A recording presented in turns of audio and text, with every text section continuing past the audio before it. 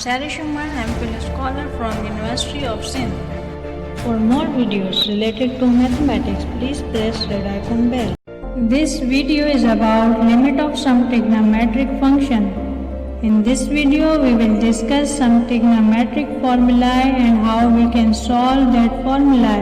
And after that, with the help of trigonometric formulae, we will solve some example of trigonometric functions.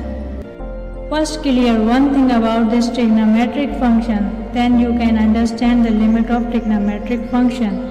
Okay, if anyone asks about that sin x upon x is equal to 1, it is correct or wrong? What will be your answer? Your response will be no, not at all. Without limit x tends to 0, it is not possible.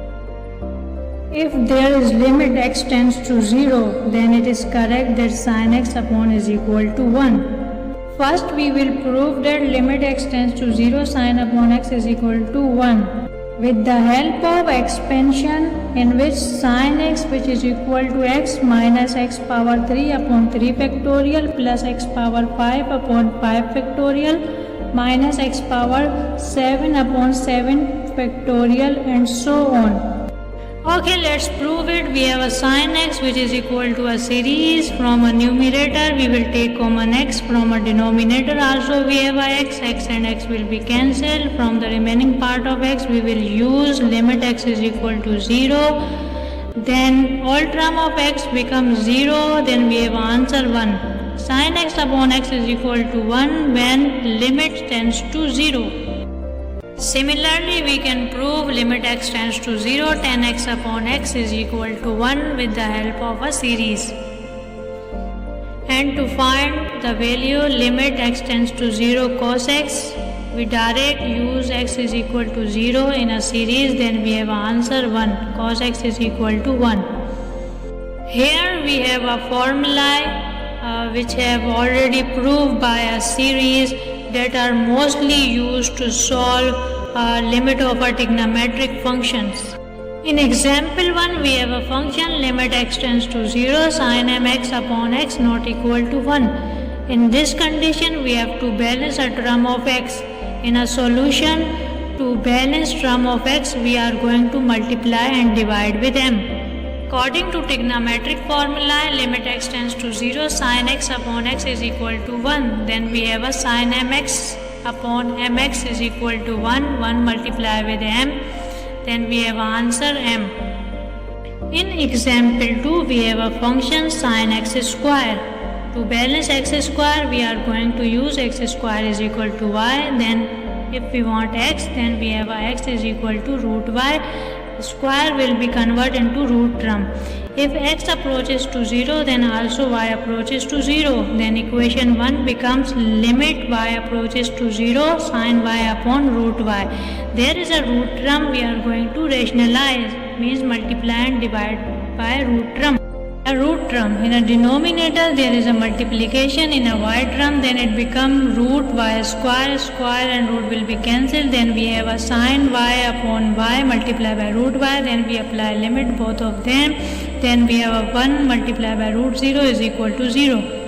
In example 3, we have a function limit x tends to 0, 1 minus cos 4x upon x square. In this example, we are using formula to balance our x term. Remember one thing about this formula, that in this type of formula, in the right hand side we are using half of angle of left hand side, means 2x is a half of 4x. Equation 1 becomes as limit x tends to 0 to sin square 2x upon x square. Now we can easily balance our term to multiply and divide by 4, or we can write as 2 limit x tends to 0 sin 2x upon 2x whole square multiply by 4. Then we have 2 multiply by 4 limit x tends to 0 sin 2x upon 2x. According to formula, sin x upon x is equal to 1. Then we have 2 multiply 4 multiply by 1 is equal to 8. In example 4, we have a function limit x tends to pi by 2 tan 2x upon x minus pi by 2. As we know that limit x tends to 0, tan x upon x is equal to 1. But we have a limit x tends to pi by 2. Then what to do right now that our limit approaches to 0? Let's suppose x is equal to pi by 2 plus h, then h tends to 0. According to substitution method, we are using right hand limit. Then our question become limit h tends to 0 tend to x is equal to pi by 2 plus h. In denominator, x is equal to pi by 2 plus h minus pi by 2. In numerator, 2 will be multiply of bracket, then we have a 10 pi plus 2h, pi by 2 and pi by 2 in denominator will be cancelled, then we have a h. According to trigonometry, we have 10 pi plus theta is equal to 10 theta. Then equation 1 becomes as 10 pi plus 2h is equal to 10 2h. Then we have limit h tends to 0 10 2h upon h. To balance our trigonometric term, we multiply and divide by 2. As we know that limit x tends to 0 10x upon x is equal to 1. Then we have 1 multiplied by 2. The answer is 2.